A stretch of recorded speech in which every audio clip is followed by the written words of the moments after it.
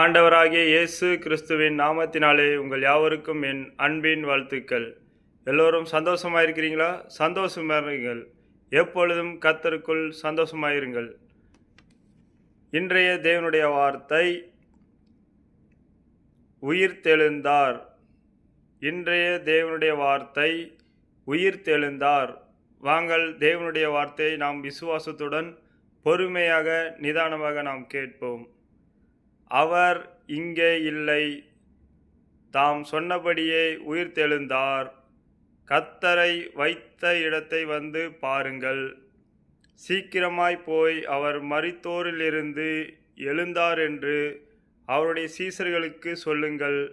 அவர் உங்களுக்கு முன்னே கலிலேயாவுக்கு போகிறார், அங்கே அவரை காண்பீர்கள். இதோ உங்களுக்கு சொன்னேன் என்றான்.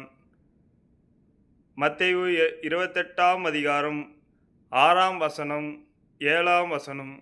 இன்றைய தேவனுடைய வார்த்தை என்ன சொல்கிறது என்றால், அவர் இங்கே இல்லை, உயிர்த்தெழுந்தார். அவர் மரித்தோரிலிருந்து எழுந்தார். அவர் உங்களுக்கு முன்னமே கலிலேயாவுக்கு போகிறார், அங்கே நீங்கள் காண்பீர்கள்.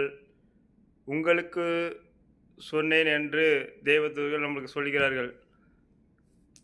இன்றைய தேவனுடைய வார்த்தையை விசுவாசத்துடன் பொறுமையாக பார்த்த கேட்ட உங்கள் யாவரையும் தேவன் தாமே ஆசீர்வதிக்கவே ஆசீர்வதித்து பெருகவே பெருக செய்வார்.